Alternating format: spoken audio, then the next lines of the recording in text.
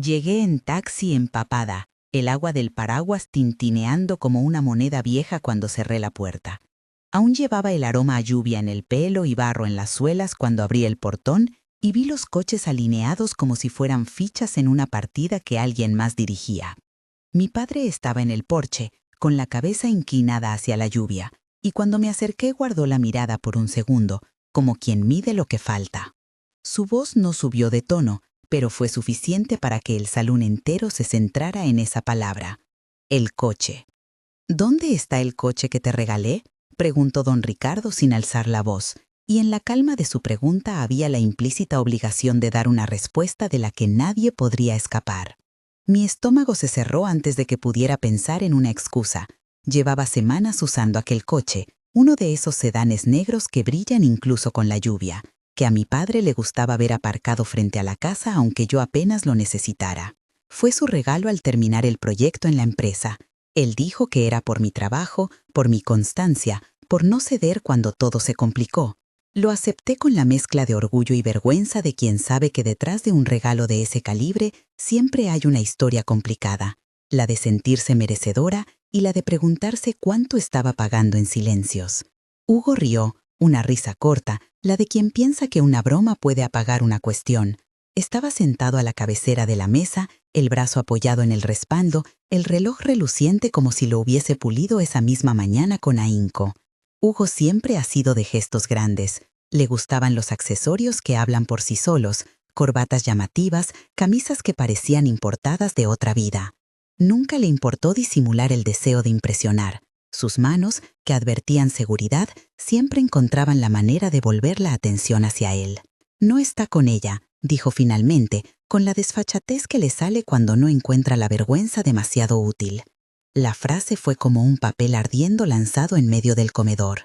Todo se quedó suspendido, el tintinear de las copas, la música que venía apenas desde el equipo de sonido, la conversación a medias de los otros invitados. Mis manos, apoyadas en el borde de la mesa, sintieron la madera fría. Podía ver a mi padre, con la calma que le caracteriza, ajustando la mirada, buscando en ese instante la medida justa entre el orgullo y la corrección. Hugo no dijo, «mi madre lo necesita», ni «es para que ella se mueva mejor», simplemente pronunció la sentencia en voz alta, como si el coche fuera una ficha de juego que él podía mover a su antojo. No lo pensé, sentía salto de vértigo y una versión antigua de mí, que aún hacía concesiones silenciosas, quiso pedir explicaciones. Pero los años enseñan, sé cuándo no alimentar incendios inútiles. Hizo una pausa y la tensión se extendió por la mesa como aceite en el agua. Doña Rosa, con su abanico y sus labios pintados, fingió no oír. Siempre ha sido experta en hacer del espectáculo su refugio. Sonrió, leve, consciente del efecto que causaba su nombre en la habitación. Su día había empezado temprano en el salón de belleza y había pasado por la joyería a elegir algo nuevo para justificar su presencia. En su bolso, seguramente, llevaba el perfume que compraba en los aeropuertos y alguna tarjeta con la que pretendía impresionar a quien hiciera falta. Mi padre la miró una vez, sin aspavientos, como quien mide el tamaño de la grieta con la luz que le obliga a ver lo que ya no puede ignorar. Después, en voz baja, dijo algo que nadie más oyó de inmediato. No fue una orden, ni un reproche, fue el tipo de comentario cuya intención se nota en la respiración que queda entre las palabras. Hugo frunció el ceño, como quien recibe una llave que no esperaba encontrar. En mi cabeza pasaron escenas, la entrega del coche, las conversaciones en voz baja entre Hugo y su madre, quizá alguna promesa vana de devolverlo en otro momento. Pero la realidad, más tozuda, es que aquel coche había sido para mí y que alguien, sin consultarme, lo había convertido en una moneda de cambio para el orgullo de su familia extendida. No era solo el valor del objeto, era el gesto, el mensaje implícito. Yo estaba dispuesta a ceder mi lugar por conveniencia. Guardé silencio. No me parecía correcto convertir la cena en un ring.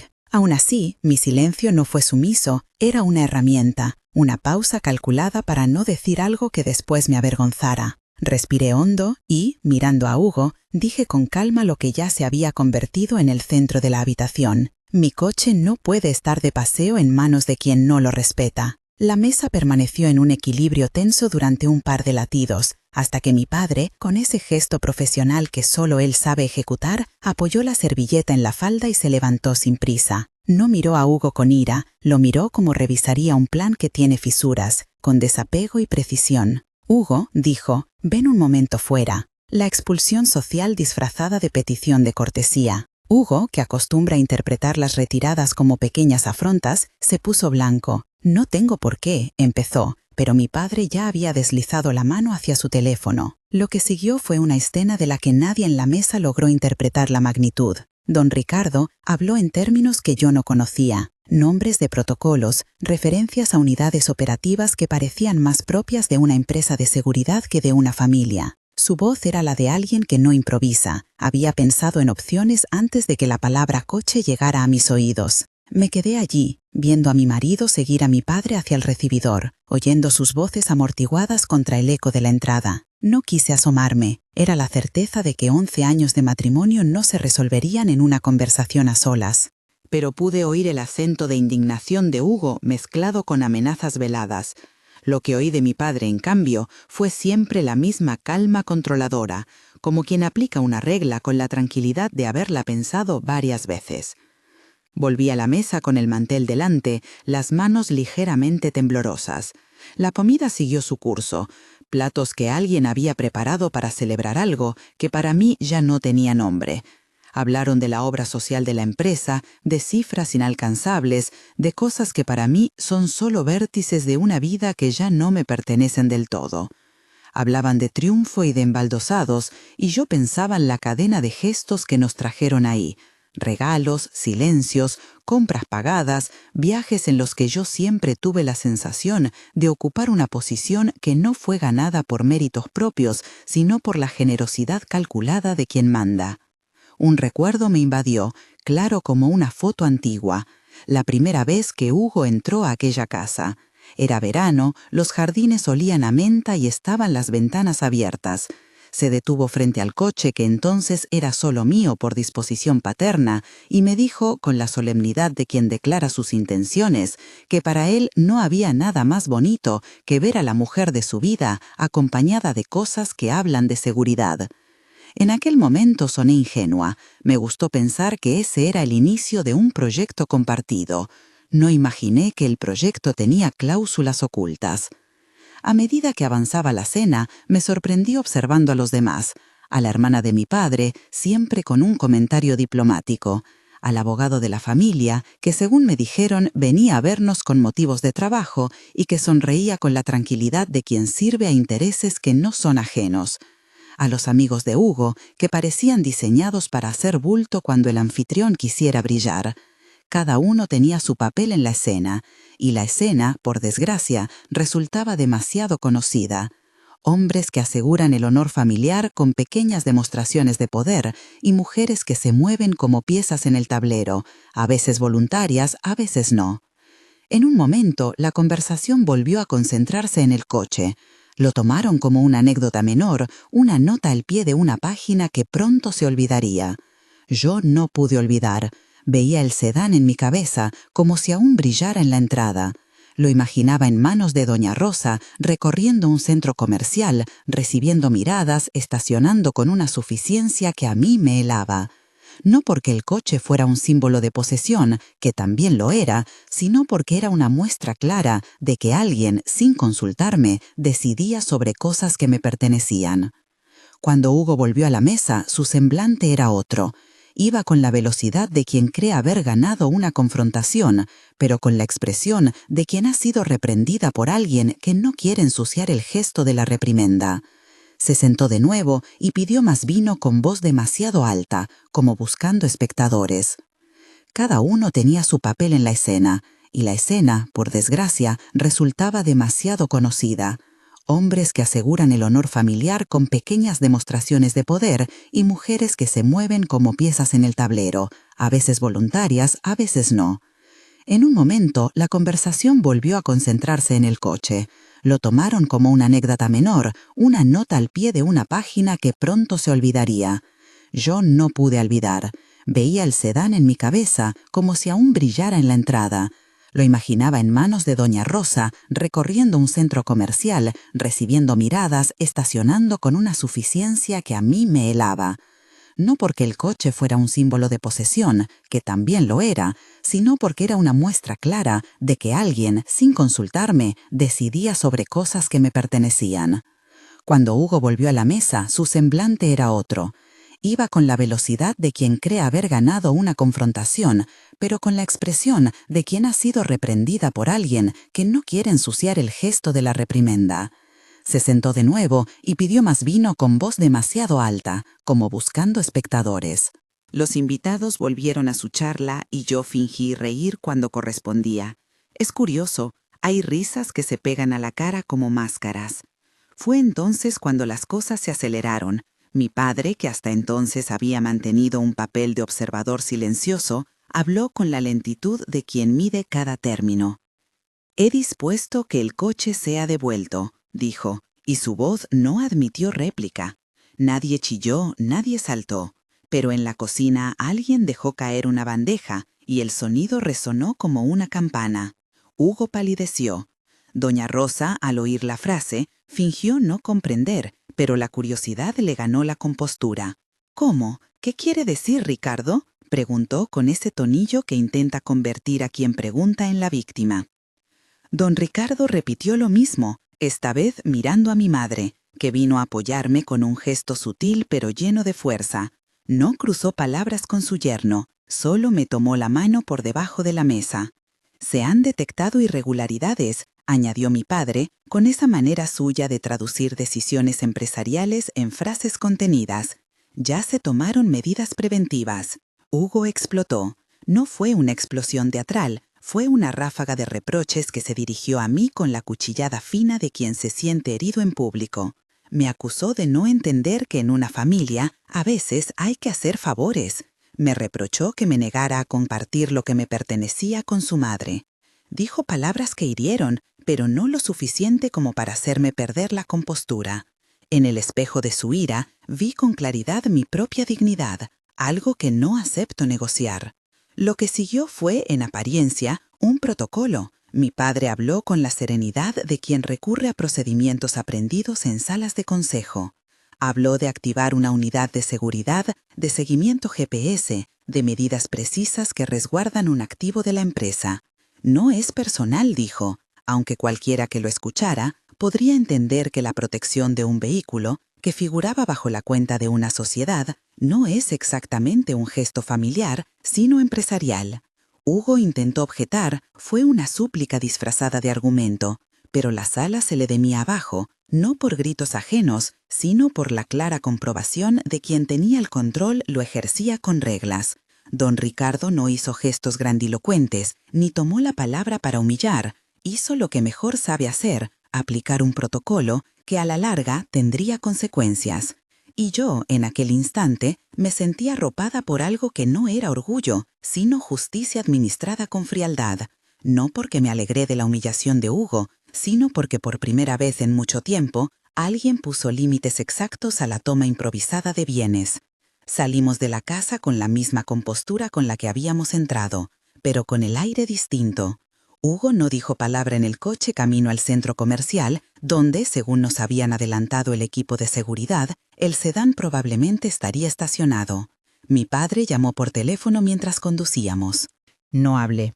Observaba a Hugo en el asiento de al lado. Sus manos temblaban, no tanto por el miedo a perder algo material, sino por la pérdida de la posición que había ocupado hasta entonces en mi familia. Yo vi en sus ojos una mezcla de enfado y desconcierto. Había descubierto, demasiado tarde, que su orgullo no se sostiene sin el andamiaje que otros le proporcionaban. El centro comercial era una cúpula de cristal bajo la cual todas las vanidades se exhiben con naturalidad. Doña Rosa, según supimos más tarde, había decidido aparcar en la entrada principal, en el lugar donde los fotógrafos no suelen faltar. Llevaba un sombrero que hacía juego con su bolso y el coche resplandecía como si lo acabaran de lustrar. Tenía en la mano un pañuelo, uno de esos que sirven para dar el gesto de la elegancia cuando las cámaras lo requieren. Mi padre y yo bajamos del vehículo con paso contenido. El equipo de seguridad andaba detrás, discretos pero eficaces, con chalecos que no llevaban insignias, pero sí walkie-talkies que se mezclaban con la multitud. No voy a fingir que no sentí una punzada de vergüenza antiquipada. No quería que mi familia se viera envuelta en un espectáculo, pero tampoco podía volver atrás. La balanza que se inclinó por respeto a las reglas no era un juicio particular contra mi marido, era una respuesta a un principio. Nadie dispone de lo que no le pertenece por simple voluntad. Lo que sucedió en el aparcamiento fue, en directo, la suficiente lección de realidad que luego correría como reguero. Primero, el coche emitió un pitido, un sonido pequeño, casi imperceptible, pero en ese lugar, con cámaras y teléfonos al acecho, sonó como una alarma para quien viaja cómodo en su inercia. Las puertas se bloquearon. No fue un mal funcionamiento, sino una acción deliberada. El vehículo dejó de responder. Doña Rosa, con la sonrisa congelada, trató la llave de nuevo y su gesto pasó de calma a incredulidad. La gente empezó a mirar. En cuestión de segundos, su teléfono vibró con notificaciones. Una joven que había grabado la escena con primera fila de cámara alzó la voz. ¿Qué le ha pasado al coche de la señora? Algunas risas contenidas, otras miradas de compasión fingida, y cámaras que en menos de un minuto tenían un encuadre perfecto. Doña Rosa intentó abrir la puerta y el coche ni siquiera permitió que la cerradura obedeciera. Intentó dar instrucciones al conductor de subida, como si en su órbita alguien respondiera a sus órdenes, pero el automóvil se mantenía frío e inerte. El remolque llegó después. Un camión discreto, sin logotipos, maniobró con una precisión que solo alguien entrenado posee. 2 operarios en ropa oscura procedieron con la calma de quien cumple una función y no busca espectáculo. Pero el circo ya estaba formado, móviles alzados, voces que susurraban y luego se transformaban en el rumor que se empezaba a viralizar en vivo. Doña Rosa intentó resistirse. Pedía explicaciones con esa mezcla de indignación y desconcierto que la había definido siempre. En su gesto había menos miedo y más la rabia de quien sabe que su prestigio es su activo más preciado. Yo estuve a cierta distancia observando sin emocionarme. La escena era dura, sí, pero no había placer en verla. Había, en todo caso, una sensación de justicia aplicada de una manera organizada. Nunca celebré que otra persona fuera reducido. Sí celebré que aquello que me pertenecía no estuviera en manos de quien lo usaba para hacer una exhibición de poder. Mientras el coche era izado en la grúa, la multitud dejaba escapar audios y comentarios. Una cara en mi teléfono mostró la gravedad de la exposición. Mensajes, imágenes, un vídeo ya con 30 vistas cuando apenas pasaban unos minutos. Hugo, a lo lejos, observaba la escena con la mano al portón del coche, impotente. Doña Rosa miraba a la cámara como quien exige respeto, pero las tomas no le dieron respeto, le dieron juicio público. No puedo decir que me alegré. Lo único que puedo afirmar con transparencia es que en ese momento comprendí la dimensión de lo que había ocurrido. Un acto pequeño, entregar un coche sin consultar, había desatado una maquinaria que no entiende de afectos, sino de procedimientos. Y yo, que he aprendido con los años a distinguir entre humillación gratuita y reparación necesaria, sentí que era la segunda la que estaba en juego. La policía no intervino, no hubo gritos, fue un espectáculo civilizado y, sin embargo, demoledor. Cuando el sedán se elevó y quedó a la vista de todos, una mirada de impotencia cruzó por el rostro de Hugo, que no pedía perdón, solo buscaba explicaciones que no encontraba. La noticia empezó a expandirse, no como una herida profunda para mí, sino como la constatación de que los gestos tienen consecuencias y que a veces el precio lo paga quien menos lo esperaba. Mientras nos alejábamos del centro comercial, rodeados por la discreta escolta, mi teléfono vibró con un número de llamadas perdidas y mensajes. Amigos que preguntaban si estaba bien, conocidos que enviaban emojis o palabras de alivio. En la pantalla una etiqueta de «compartido» comenzaba a multiplicarse. Sentí una mezcla de alivio y cansancio. Había algo liberador en saber que ya no tenía que cargar esa contradicción. Mi coche, mi regalo, mi símbolo. No terminé de procesarlo todo en ese momento. Había, y todavía hay, una línea fina entre justicia y humillación pública. Mi padre había optado por la primera, aunque sabía que el precio social sería alto para algunos. Yo no quise ser jueza ni verdugo. Solo quise que lo que me pertenecía volviera a mí. Eso, en la mesa familiar, parecía una petición mínima. En la práctica, era una reivindicación que reconfiguraría de forma lenta y dolorosa muchas vidas. Recuerdo que esa noche volví a casa caminando bajo la lluvia, como al principio. Las gotas hacían un mapa sobre mis hombros, y por primera vez en meses sentí que caminaba con las manos libres. No era la felicidad triunfal de un final, sino la calma contenida de quien empieza a encontrar su sitio después de una fractura. Tenía por delante noches de papeleo, conversaciones incómodas y una sensación nueva. No todo lo que se da se convierte en deuda, pero sí en expectativa. Y yo había decidido dejar de cargar con expectativas ajenas. Si te gusta este tipo de historias, comenta desde qué ciudad nos ves y suscríbete para seguir escuchando relatos como este.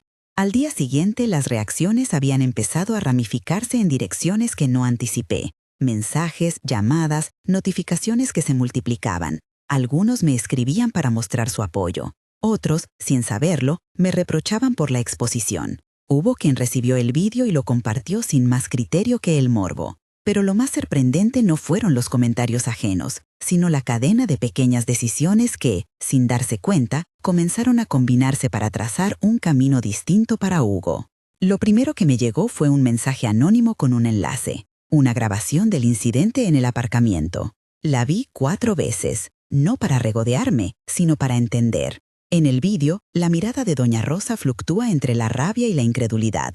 Su atuendo es impecable, pero el gesto es el de quien no sabe manejar una pérdida en público. Un plano siguiente mostraba a Hugo inmóvil, mientras un operario desconectaba algo bajo el capó. No había gritos ni gestos obscenos, solo la mecánica de la impotencia. A partir de ese instante, comenzaron a aparecer pequeños detalles que para mí fueron piezas de un rompecabezas. Llamadas al banco, movimientos en tarjetas, pagos que coincidían con fechas de regalos. No voy a entrar en tecnicismos, pero cuando la prensa empezó a acercarse preguntando, la narrativa ya no era solo sobre un coche, sino sobre un modo de vida sostenido con hilos que, al ser jalados por la empresa de mi padre, dejaron ver la estructura completa. Fue un efecto dominó, pequeño en su comienzo, pero con la capacidad de mover cosas grandes. Hugo se convirtió de golpe en objeto de miradas nuevas. Algunos lo veían como una víctima de la severidad del patriarca, otros como el reflejo de una conducta sostenida por privilegios no ganados.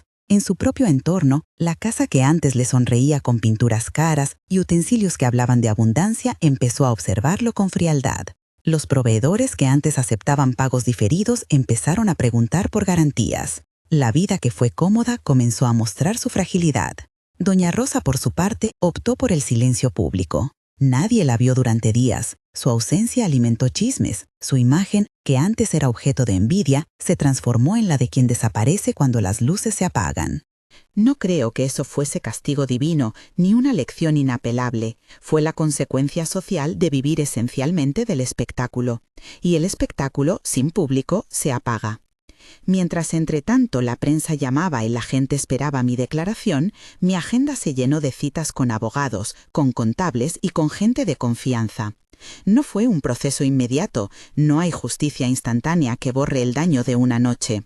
Pero hubo decisiones, y la primera de ellas fue clara: no permitir que el desorden que se había traído al matrimonio se mantuviera sin consecuencias, no por venganza, sino por coherencia. A partir de aquí, los días se llenaron de papeles, de cierres de cuentas, de llamadas a proveedores. Cada número que me daba dolor, cada factura que revisaba, era una pieza más en el relato. ¿Cuánto se había gastado sin respaldo? ¿Qué pagos habían venido de fuentes ajenas? ¿Cuánto de lo que yo pensaba que era compartido resultó ser una ficción sostenida por terceros? No busqué titulares, busqué certezas. Y las certezas empezaron, con lentitud, a conformar un juicio propio. Hubo una escena, pequeña, doméstica, que quedó grabada bajo la piel como señal. Una mañana, semanas después del incidente del aparcamiento, encontré en la cocina una factura impagada por suministros. Hugo había evitado muchas de esas conversaciones y cuando apareció, simplemente pidió que no complicara más las cosas. Era la primera vez que lo veía pedir sin brillo. Le propuse sentarnos a ver números, le ofrecí ayuda, sí, pero con límites, transparencia. Fue la primera vez que propuse que, si queríamos seguir, lo hiciéramos sin sombras. No voy a ocultar que hubo llantos, reproches y noches en las que la casa que yo creía conocía se convirtió en un tribunal doméstico. Hugo intentaba explicar su acción con frases que, por más que las escuchara, siempre volvía al mismo punto: la necesidad de complacer a su madre, la costumbre de no pensar en las consecuencias. Yo escuché, y lo que me dolió no fue la pérdida material, sino la revelación de que parte de nuestro vínculo descansaba en hábitos que ya no estaba dispuesta a sostener. La tormenta que se desató fuera de las paredes de nuestra casa fue, sin embargo, la que marcó la caída en picado de algunas certezas. Proveedores que antes eran discretos se mostraron exigentes, amistades se hicieron de lado o se acercaron con timidez. El rumor, que corre tan ligero, fue transformando esa incomodidad en una marea que empezó a erosionar la posición social de Hugo y de su madre.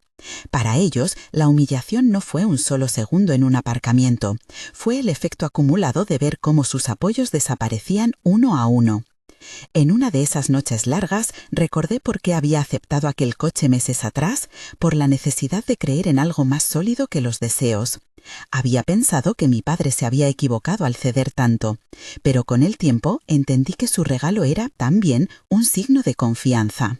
No imaginé que se convirtiera en el centro de una batalla que yo no había elegido, pero que, a partir del día en que se lo dieron a su madre, ya no me permitía permanecer neutra. La historia no termina aquí. Hay semanas de papeles, conversaciones con gente que no imaginas y decisiones que marcan un antes y un después.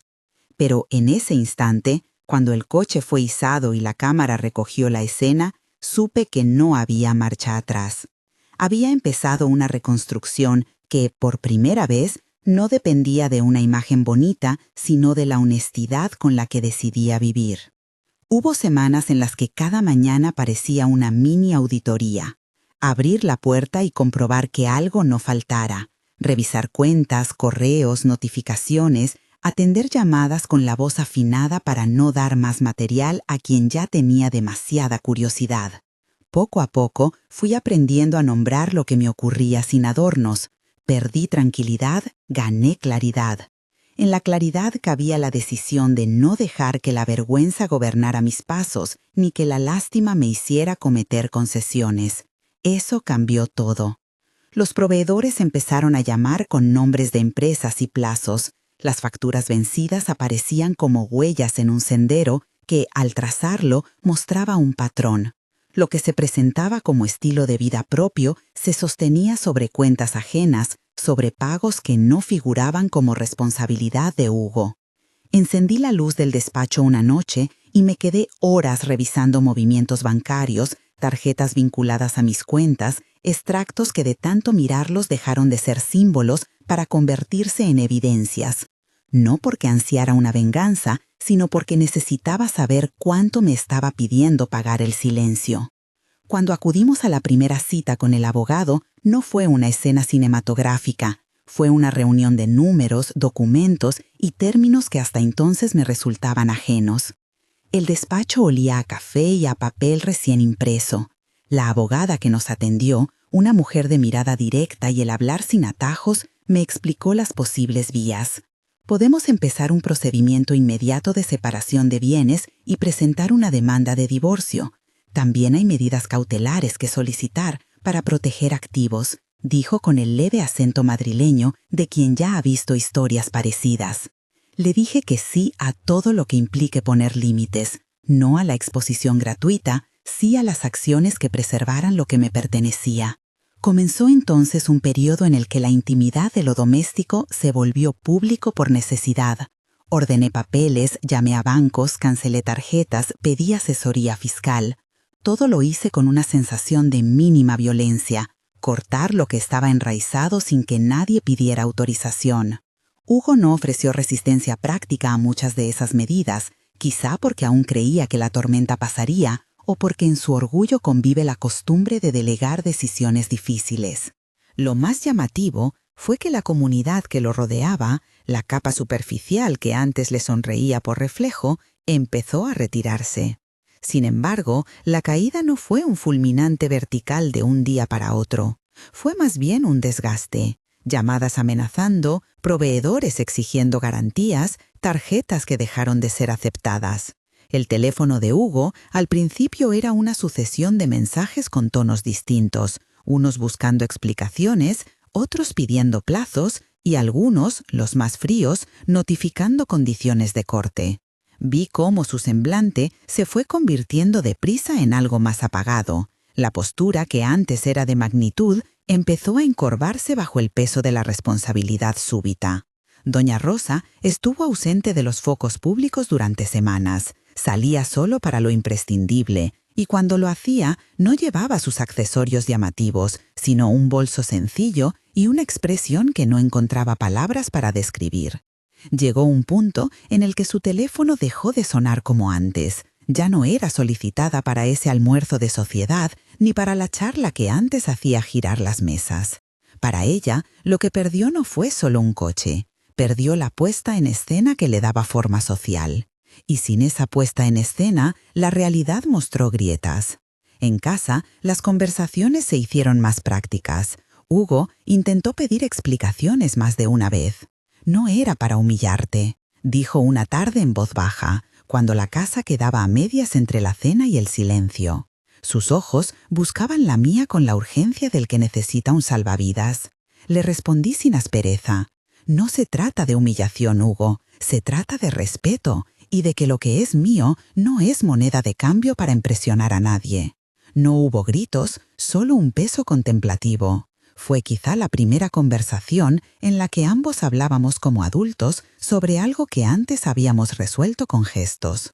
La reacción social que vino después fue híbrida. Por un lado, compasión por la mujer que parecía despojada públicamente. Por otro, curiosidad morbosa. Periodistas llamaban, amigos escribían. Algunos conocidos se preocupaban desde la distancia. Pero lo más efectivo fueron los proveedores y los bancos, que reclamaban cuentas. Cuando ya no hubo quien sostenía los pagos diferidos, empezaron a aparecer notificaciones de embargo y requerimientos judiciales. No fue una cuestión de justicia poética, fue el resultado de un orden financiero en el que si no pagas, hay consecuencias. Hugo intentó volver a su antigua manera de actuar, llamadas a contactos, promesas de pago, excusas envueltas en carisma. Pero el tiempo no estaba a su favor. Muchas de las relaciones que antes le servían de colchón dependían de la confianza de terceros. Cuando esas terceras personas evaluaron riesgos, la palabra riesgo pesó más que cualquier simpatía. La casa donde habíamos vivido tanta normalidad empezó a mostrar cajas, muebles con etiquetas, anuncios de venta. Fue un proceso que, más que humillar, desnudó fragilidad. En paralelo, mi padre actuó con la discreción que lo caracteriza, sin alardes, pero con eficacia. Sus asesores financieros y legales pusieron en marcha auditorías internas, que, por extraño que parezca, ayudaron a acelerar la limpieza. «No lo hice por espectáculo», me dijo en una conversación breve, mientras tomábamos un café sin azúcar en la cocina que antes usaba para recibir a invitados. «Lo hice porque es procedimiento. Cuando una empresa detecta irregularidades, actúa.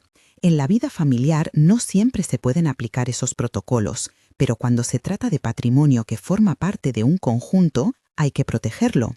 Su voz no buscaba aprobación, buscaba aquello que le mueve, orden. Llegó el día en que mi abogada me llamó con la calma que trae la noticia de un paso inminente. «Tenemos pruebas suficientes para la demanda», dijo. Empecé entonces un proceso que, al escribirlo en el papel, parecía una sucesión de jornadas de oficina, recopilación de facturas, peritajes contables, comparecencias. Era agotador y a la vez liberador. Cada documento que presentábamos no era solo un reclamo económico, era una restitución de la verdad sobre cómo se habían sostenido ciertos lujos. No quiero vanagloriarme, me avergonzaba que mi vida privada tuviera que convertirse en evidencia para probar un punto, pero acepté ese precio porque la línea entre mi bienestar y mi silencio se había trazado claramente. No estaba dispuesta a pagar con mi dignidad. En las semanas previas al juicio final hubo momentos de extraña normalidad. Hugo empezó a aparecer menos por la casa. Compré un estante nuevo para la oficina y lo monté con mis manos. Una tarde lluviosa, mientras atornillaba, pensé en la ironía de armar algo propio, después de tantos años de recibirlo todo como pieza de una maquinaria prestada. Sentí cansancio, pero también una especie de humor tranquilo ante la reconstrucción. A veces las cosas se reparan con gesto sencillo. Fue en ese tiempo de trabajo manual cuando tuve la primera idea clara para lo que sería mi siguiente paso. Un proyecto que no dependiera de prestigio ajeno, sino del propio esfuerzo. El juicio no tuvo la teatralidad de una película. Fue una sala estrecha, con el olor de madera vieja y papeles. El juez, un hombre de canas mesuradas, escuchó con atención las pruebas. Los peritos hablaron de movimientos, de pagos a tarjetas que no tenían respaldo contractual, de transferencias que no se justificaban. Hubo momentos en que sentí que las palabras eran una segunda lengua. Cuando explicaban con tecnicismos, me apoyaba en la mirada de mi abogada. Pero hubo también instantes en que la verdad se volvió sencilla. Números que no cuadran, gestos que no responden a acuerdos compartidos.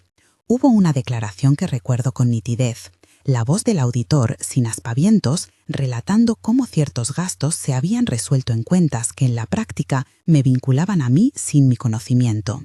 Señora, dijo al dirigirse a mí, su firma aparece como responsable en ciertos pagos que fueron realizados con tarjetas a nombre de la sociedad, pero que reportaban consumos que solo benefician a terceros. No hubo dramatismo, solo la constatación fría de una realidad. El juez escuchó, hizo preguntas, evaluó. Al salir de la sala todavía parecía que tenía polvo de cancha en los zapatos. Era esa sensación de haber pasado por un terreno árido. La decisión no fue inmediata. Hubo audiencias, alegatos y la espera que hace que los días se cuenten de manera distinta. Cuando por fin la sentencia llegó, se leyó con la formalidad propia de un papel que intenta cerrar capítulos. El juez admitió la demanda de divorcio, ordenó embargos sobre ciertos bienes identificados y fijó condiciones que protegían mis derechos económicos. No voy a detallar cantidades, ni quiero que esto suene a un triunfo financiero. Lo que me importó fue que el documento oficial dijera lo que yo ya sabía por experiencia, que la apariencia no sustituye a la responsabilidad. Doña Rosa recibió la noticia con una mezcla de incredulidad y rabia, que al verla me provocó cierta compasión. La caída social tiene un efecto peculiar. Cuando el público se retira, lo que queda es la persona que vive detrás del telón. Ella, que tanto había vivido de la mirada ajena, se encontró en un apartamento pequeño, con menos joyas y más tiempo. Uno de los momentos que quedó grabado en mi memoria fue verla, meses después, arrastrando una pequeña maleta por la acera de un barrio que no conocía hasta entonces. No fue un acto de humillación, fue la constatación de que la vida tiene rutas y que muchas veces la que antes parecía la más corta no lo es. Hugo, por su parte, intentó distintas salidas. Se presentó a entrevistas de trabajo con la misma facilidad de siempre, pero la reputación pesa. En algunas empresas se le cerraron las puertas, en otras le ofrecieron proyectos modestos que nunca parecieron ajustarse a su orgullo. Vi cómo se ajustó a la austeridad con torpeza, vendió relojes, cambió hábitos de consumo, buscó en la red amistades o contactos que quisieran darle una oportunidad. En esos meses lo vi una tarde caminando por el barrio con una bolsa de supermercado, la espalda encorvada. Sentí tristeza, no fabriqué regocijo. La dignidad con la que resuelves la caída es lo que a la larga te define, y su manera de transitarla no fue ejemplar ni viciosa, fue humana, con fallos y con resistencias. Yo, en paralelo, comencé a dar forma a lo que se convertiría en mi refugio y mi proyecto. No fue un acto de heroicidad, apenas coherencia. Empecé con un pequeño espacio en el centro de Madrid, donde asesoraba proyectos de diseño y sostenibilidad. Lo hice con ahorros que no estaban ligados a Hugo, recurrí a amigos que confiaban en mí, alquilé un local que no fuera ostentoso y, sobre todo, puse algo que había sido escasa en mi vida, reglas claras. No contraté por afinidad, sino por capacidad. No mezclé intimidad con negocio. Cada cliente que entraba recibía lo que merecía, trabajo serio y entrega. Los primeros meses fueron de esfuerzo silencioso. Pinté las paredes yo misma una madrugada, probé un café diferente para ofrecer en el local y aprendí a lidiar con la facturación sin temor. Fue un periodo de descubrimiento. Cuando te pones al servicio de algo que te representa, la resistencia se afloja. Mis manos se llenaron de tareas concretas. El salón, que antes ocupaba la vanidad ajena, ahora era un sitio donde se trabajaba, se discutían ideas y, sobre todo, se producía algo que no debía demostrar nada. El tiempo, que siempre es juez aunque a veces parezca lento, fue haciendo su labor. Los clientes comenzaron a llegar por recomendación. Alguien que trabaja bien es la mejor publicidad. 5 años transcurrieron con esa mezcla de desafíos cotidianos y pequeñas victorias. A menudo pensaba en lo que pedí una vez a mi padre, que no usara su poder para destruir sin necesidad. Él no destruyó, aplicó procedimientos. Eso me salvó, en sentido práctico, pero dejó una enseñanza clara. Hay modos de actuar que respetan más que humillan, y eso también forma parte de un legado. Hubo momentos de tentación. Ver a Hugo en las noticias locales pidiendo disculpas. Ver a doña Rosa en imágenes que ya no eran de gala, sino de resignación. Podría haber sentido regodeo, pero mi voz interior me empujaba a algo distinto, compasión sensata. Cuando la gente me preguntó si le guardaba rencor, respondí que no. Guardaba memoria, sí, y la memoria exige prudencia. No permitir que las cicatrices dicten pasos erráticos, no convertir la justicia en festival. Con el tiempo, mi proyecto creció lo suficiente como para permitirme contratar a un equipo. En ese grupo había gente de diversas edades y orígenes. Aprendí a delegar y a disfrutar de los frutos del trabajo en equipo. Uno de esos jóvenes, Andrés, tenía una claridad de cabeza que me sorprendió. No era guapo de escaparate, ni tenía aires de grandeza. Era puntual, detallista y curiosamente comprensivo con mis tiempos. Entre revisiones de proyectos y cafés tempranos surgió una amistad que, años después, se convirtió en algo más. No fue un romance de novela, fue la construcción pausada de dos compañeros que compartían valores, trabajo, respeto y la capacidad de reírse de uno mismo. Un día, 5 años después de la noche del coche, nos casamos en una ceremonia íntima. No hubo fastos, celebramos con quienes nos habían visto crecer, con la gente que había trabajado en la construcción de nuestras vidas. Hugo no estuvo allí, y tampoco lo quise, no por orgullo, sino por reconocer que algunas puertas se cierran para no reabrirse. No guardé rencor, pero sí límites que me permitieron vivir en paz. El cierre social de Hugo y doña Rosa no fue la escena clásica del ostracismo total. La vida, afortunadamente, no trabaja con narrativas extremas.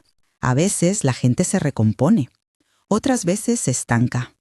En su caso, hubo días en que intentaron remontar con proyectos modestos y otros en los que la realidad les frenó. Desde la distancia, los vi con menos brillo y con más prudencia. No era satisfacción, era constatar que las consecuencias existen. En una de esas tardes de sol débil, caminando por una calle del centro, vi a Hugo desde lejos. Tenía en la mano una bolsa de pan y el gesto de quien mide cada euro. Por un instante me invadió cierta ternura, la compasión de quien reconoce que la caída es parte de la vida y que en algunas caídas no hay aprendizaje inmediato, sino desgaste. Le miré sin drama, con la tranquilidad de quien ha cerrado un capítulo y ha abierto otro. Él me vio, hubo un cruce rápido de miradas y sin palabras entendimos que la historia había terminado entre nosotros. No hubo reconciliación ni escena final. Hubo, simplemente, la vida continuando. 5 años después, mi proyecto figura en pequeñas revistas de diseño local. He dado charlas sobre sostenibilidad y empoderamiento, y mis equipos han generado propuestas que han triunfado en concursos. No fue un camino sin esfuerzo, fue mucho trabajo. Algunas mañanas me despierto con la sensación de que mi vida ahora sí me pertenece. No por rencor, sino por la coherencia con la que decidí construirla. A veces, al caer la tarde en el estudio, cierro los ojos y regreso mentalmente a aquella noche lluviosa en la que llegué en taxi. Puedo sentir nuevamente el frío de la madera bajo mis manos, el murmullo del salón, el brillo de un reloj que ya no representa nada para mí. Pienso en mi padre, que actuó con precisión, y en cómo esa precisión me ayudó a salvar lo esencial, no solo el coche, sino la capacidad de decidir sobre mi propia vida. También pienso en Hugo, no para juzgarlo, sino para recordar que las personas cambian o no cambian según sus elecciones. El epílogo de esta historia, si puedo llamarlo así, no busca ponerle un signo moral a la caída ajena. No trato de impartir lecciones, sino de mostrar que en los laberintos de la vida hay decisiones que marcan rutas. Elegí no seguir ocupando un lugar que otros me atribuían. Elegí reconstruir con mis manos. Eso me llevó a conocerme mejor, mis límites, mis recursos y, sobre todo, la capacidad de levantar algo propio sin depender del adulador brillo de lo ajeno. En una ocasión, en una entrevista para un pequeño programa local, me preguntaron qué le diría a una mujer que vive algo parecido. Que le diría que recupere la palabra y los papeles, que pida información, que no confunda cariño con dependencia material. No lo dije como consejo legal, sino como un exhorto a la coherencia. Vive con lo que puedes sostener y exige respeto por lo que es tuyo. Las respuestas fáciles no existen. Lo que sí existe es la posibilidad de decidir con claridad. En la fábrica de mi vida cotidiana hay rutinas sencillas que antes me parecían inalcanzables. Tomar café sin recibir llamadas que exigen justificantes, cerrar la puerta del despacho y saber que las cuentas están en orden. Hay días en que me siento orgullosa de mi trabajo y otros en que solo agradezco la calma. La ambivalencia de todo ello es humana. No hay un final glorioso, solo la paz de quien ha elegido reconstruir. La última vez que vi a Doña Rosa fue por casualidad en un mercado. Llevaba un abrigo simple y charlaba con la vendedora de frutas como si la vida le hubiera enseñado a no hacer teatro. Le sonreí y ella, por un instante, bajó la mirada con una mezcla de reconocimiento y algo parecido a una disculpa muda. Le devolví la sonrisa con la suavidad de quien sabe que la dureza no transforma a nadie, solo el tiempo y la propia voluntad. En la ciudad, la historia se convirtió en una anécdota que algunos recordaban con ligereza y otros con una lección que repetirían en sus cenas. Para mí, fue y sigue siendo una experiencia que marcó un antes y un después. Aprendí que los gestos pequeños pueden tener repercusiones enormes, que la dignidad se defiende con actos que quizá no sean espectaculares, pero sí efectivos, y que la reconstrucción, por lenta que sea, es el camino más honesto. Cuando pienso en la cortina que baja, la imagen que me viene no es de triunfo teatral, sino de cierre sereno.